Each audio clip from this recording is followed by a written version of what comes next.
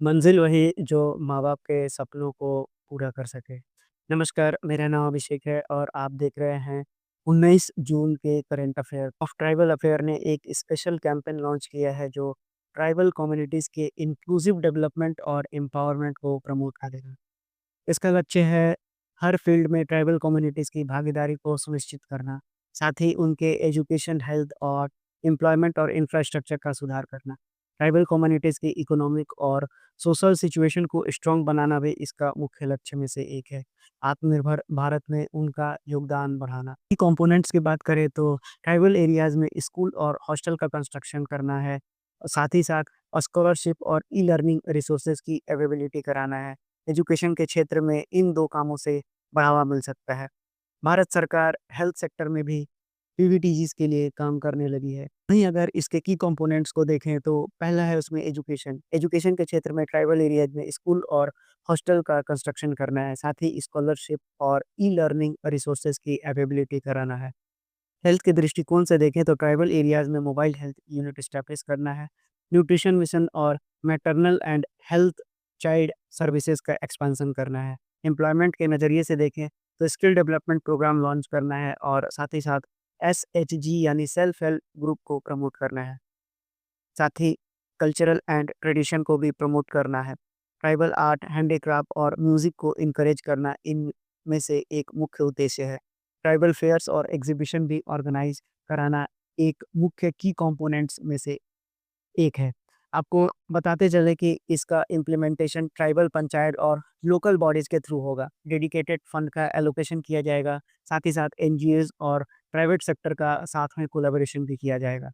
अगर इन सब का एक्सपेक्टेड आउटकम्स देखें तो सोशल और इकोनॉमिक इनइक्वालिटीज़ में रिडक्शन होगा। ट्राइबल यूथ के लिए नए अपॉर्च्युनिटीज़ खुलेंगे, कम्युनिटीज़ की कल्चरल आइडेंटिटी का प्रोटेक्शन भी होगा। आपको बता दें कि जो मिनिस्ट्री के द्वारा इम्पोर्टेंट इनिशिएटिव लिए गए हैं वो है वन धन योजना, एकलव्य मॉडल रेजिडेंशियल स्कूल्स और TRIFED initiative for marketing tribal products. आपको बता दें कि ट्राइफेड जो काफ़ी बार आपके परीक्षाओं में पूछा जाता है। ट्राइफेड एक tribal cooperative marketing federation of India है जिसका फाउंडेशन 1987 में किया गया था। वहीं इसके लिए जो मिनिस्ट्री रिस्पॉन्सिबल है वो मिनिस्ट्री ऑफ ट्राइबल अफेयर है। एजेंसी के एग्जीक्यूटिव की बात करें तो श्री राम सिंह राठवा हैं। आगे बढ़ते हैं अपने टॉपिक की ओर जहाँ पर इसके रिलेवेंस को देखें तो यह प्रीलिम्स में आपको पूछा जा सकता है ट्राइबल वेलफेयर स्कीम और स्टैट्स बेस्ड क्वेश्चन के आधार पे। मेंस की बात करें तो जीएस पेपर 2 सोशल जस्टिस और जीएस पेपर 3 इकोनॉमिक डेवलपमेंट से यह रिलेटेड है। इसी की बात करें तो इंक्लूसिव डेवलपमेंट और ट्राइबल एम्पावरमेंट पर इससे क्वेश्चन पूछा जा सकता है। साथ ही साथ कुछ रिलेवेंट स्टैट्स आपको बता दूँ कि ट्राइबल पॉपुलेशन जो इंडिया में है वो 8.6% है 2011 के सेंसस के हिसाब से।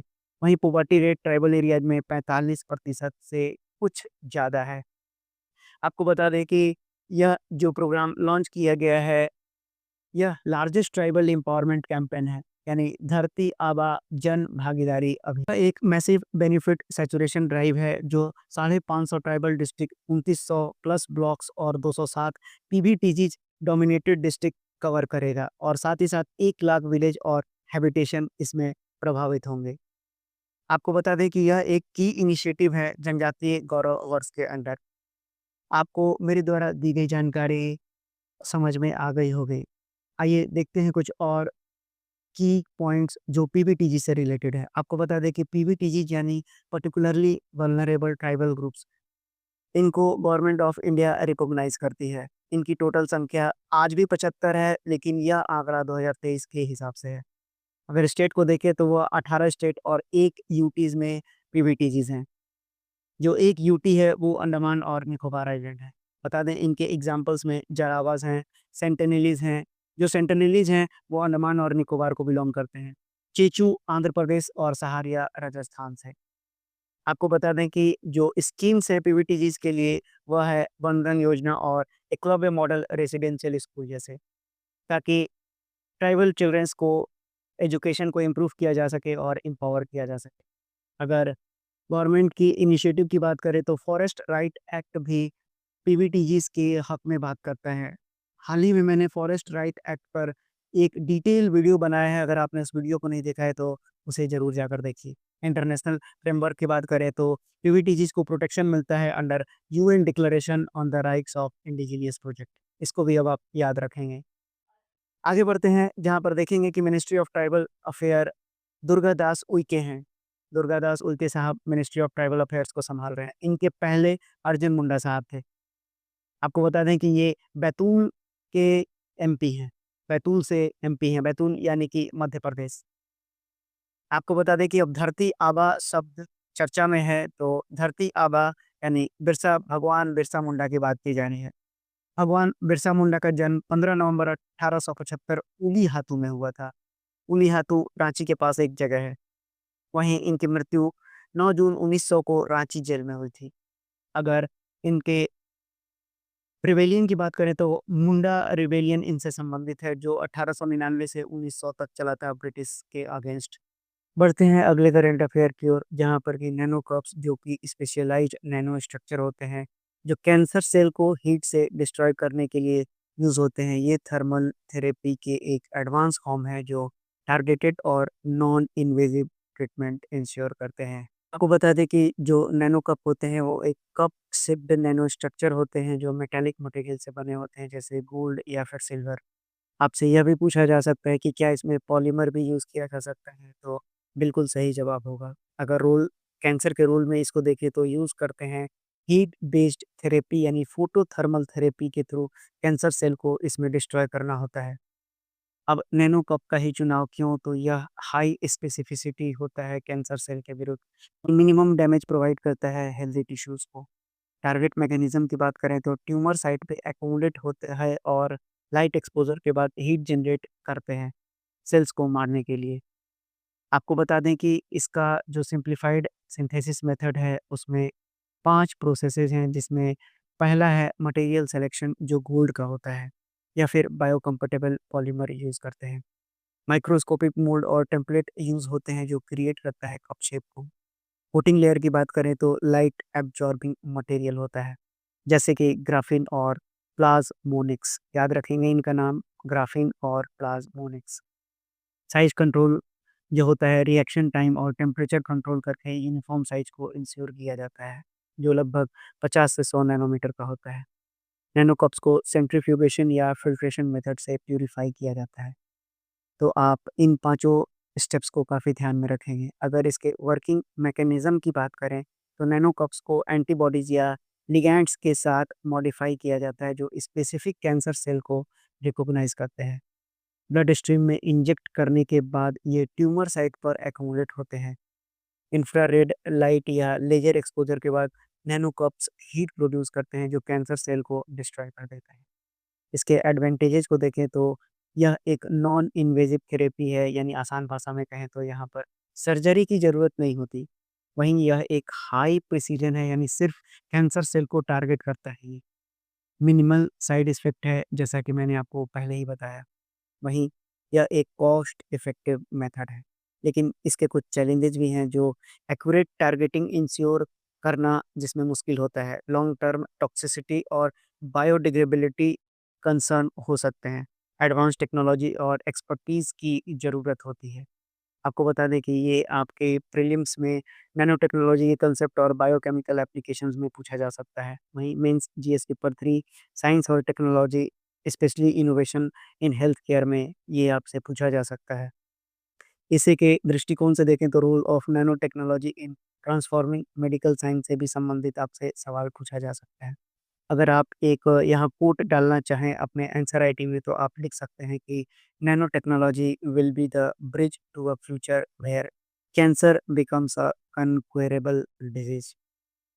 अगले करंट अफेयर को देखें तो इंडिया ने रिंडरपेस्ट वायरस के कंटेनमेंट और रिसर्च के लिए एक सिग्निफिकेंट अचीवमेंट किया है। ICAR national institute of high security animal diseases यानी एनआईएचएसएडी भोपाल को world organisation for animal health यानी कि ओआईई द्वारा कैटेगरी ए स्टेटस दिया गया है।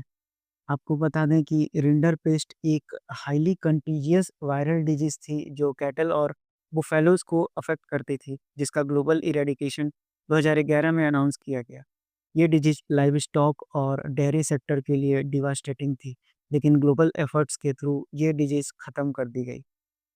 आईसीएआर एनआईएचएसएडी को ओआईई का कैटेगरी ए स्टेटस मिलना यह इंडिकेट करता है कि इंस्टीट्यूट के पास बायोसेफ्टी और बायोसिक्योरिटी के हाईएस्ट स्टैंडर्ड है। अब ये institute globally rinder paste virus sample store करने और उन पे रिसर्च करने के लिए ऑथराइज है, जो फ्यूचर आउटब्रेक प्रिवेंट करने और डिजीजेज रिलेटेड नॉलेज एक्सपेंड करने में मदद करेगा।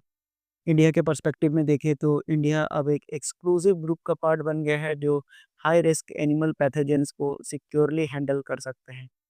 रिंडरपेस्ट जैसे डिजीजेस के रिसर्जेंस से प्रोटेक्शन इंश्योर होती है, जो एग्रीकल्चर और डेयरी इंडस्ट्रीज के लिए क्रूशियल है। साइंटिफिक एडवांसमेंट के दृष्टिकोण से देखें तो यह रिकॉग्निशन इंडिया की रिसर्च कैपेबिलिटीज़ को स्ट्रेंथन करता है।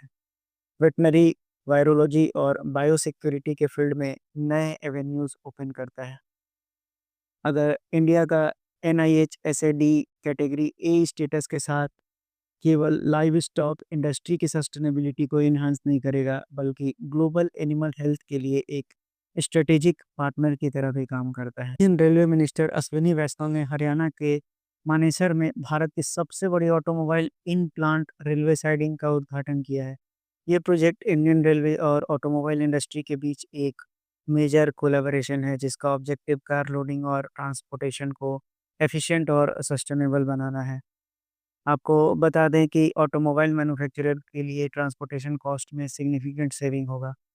वहीं एक्सपोर्ट लॉजिस्टिक इम्प्रूव होने से मेक इन इंडिया इनिशिएटिव को बूस्ट मिलेगा। एनवायरनमेंट में भी इससे काफ़ी बेनिफिट होगा। रेलवे रोड ट्रांसपोर्ट के मुकाबले 80% कम कार्बन डाइऑक्साइड एमिट करता है पर टन किलोमीटर। सस्टेनेबल और इको फ्रेंडली लॉजिस्टिक प्रमोट होते हैं।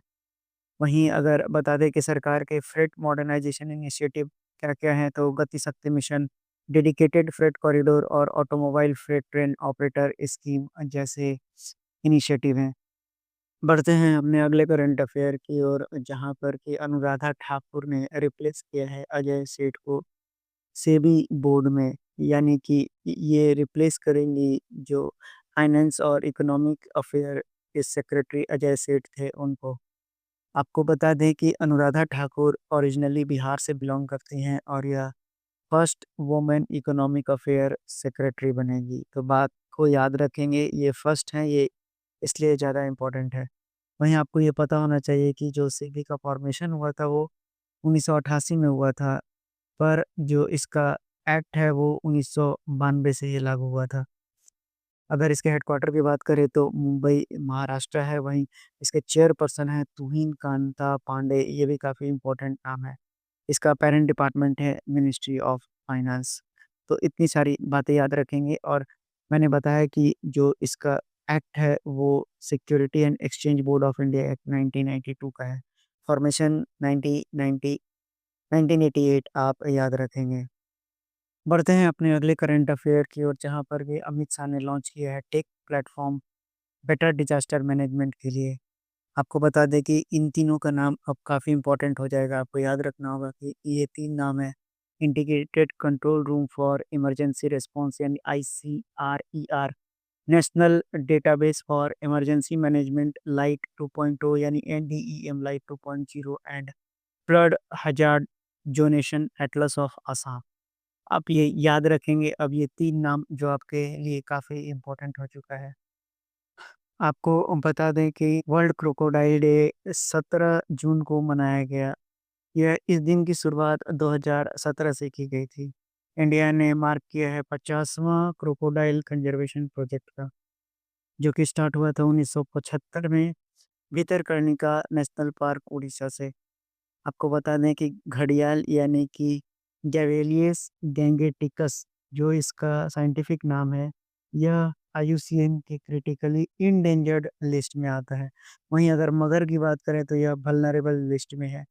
क्रोकोडाइलस पालुस्ट्रिस मगर का साइंटिफिक नाम है।